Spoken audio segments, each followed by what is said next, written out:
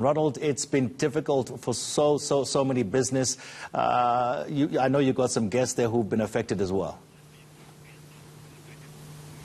Yes, a very good morning to you, Tony. Yes, a very difficult time for commercial property owners who are not allowed to operate during the lockdown. Where we are at a guest house by the name of Au Pair Guest House, which is just a stone throw away from the famous rugby and cricket stadiums here at Newlands. This guest house has been operating for the past 10 years, and I can tell you during this time of the day where a lot of guests, usually a hive of activity with guests having breakfast, but it's been totally quiet. And just to give us more details of some of the challenges that have been faced by this guest house, I'm joined by the owner, Mrs. Pam Surreal. Thank you so much for your time, ma'am. Just first of all, you were telling us off camera that not only are you faced with challenges of not operating during the lockdown, but you also had a burglary. Tell us more. Yes, it was immediately the last guest left. We had a few guests that were from overseas that had missed their flights and so on.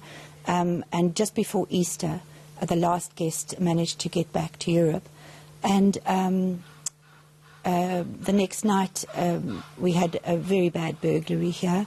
And there have been a spate of them in the area where I think they're targeting Airbnb situations and guest houses, because it was quite a sophisticated break-in, and they took a lot of equipment, 5 television sets, my bed linen and duvets, and stainless steel waterless cookware sets and things like that.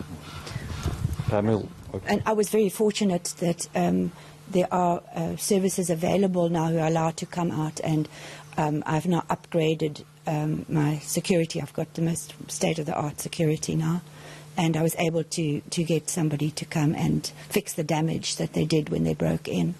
So I'm fortunate about that for sure. Pam will get back to you very shortly. Tony, I'm also going to bring a gentleman who is in the tourism sector. Of course, as you know, Cape Town is a tourist destination, but unfortunately due to travelling restrictions where people are not permitted to travel, tour guides are really also feeling the pinch. I am joined by Mr. John Batchelor. Sir, thank you so much for your time. You were telling us earlier that just before the lockdown started, you had to take tourists away, people from overseas. Just give us a bit of a description of what actually happened during that time, and also just on the impact on yourself, because you're telling me also that you came from the UK to South Africa to prosper in this industry. Yes, I've been here 20 years, and I've been a tour guide for 14 years. And the business had built up really nicely, and I was really busy, and I rely on people like Pam, guest house owners and tour operators, to provide me mostly with English-speaking British American people, but also from the Far East. And suddenly we've hit this brick wall. And just prior to the whole problem occurring, I had 20 golfers from the UK who were staying actually at the Vineyard Hotel. And we organised them to go to 7 different golf courses.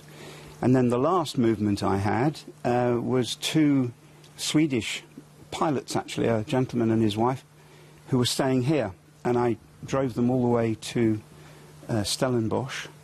But I was nervous, I have to say, because obviously I was sat in close proximity.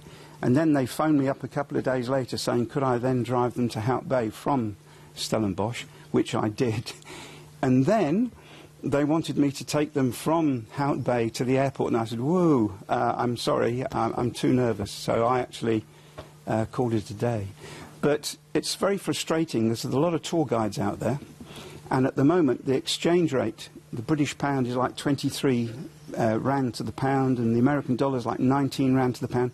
So for tourists coming here, it's extremely good value, but of course they can't get here because of the travel ban. So I don't think I'm going to be actually doing any work, possibly until January. Who knows?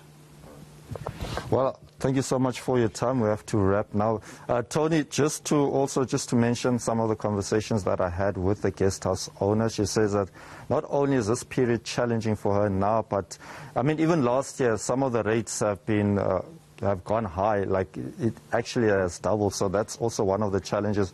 And also, given that with the Western Cape experienced a drought 2 years ago, that also was an issue for guest house owners, where they were told to reduce the consumption of water. So those are just some of the challenges faced by this industry, and also the competition that comes with Airbnbs that are also doing well in terms of this market. That is also one of the challenges that guest house owners like Pam are facing at the moment. It's back to you. All right, thank you so much, Ronald Masinda, there in Cape Town.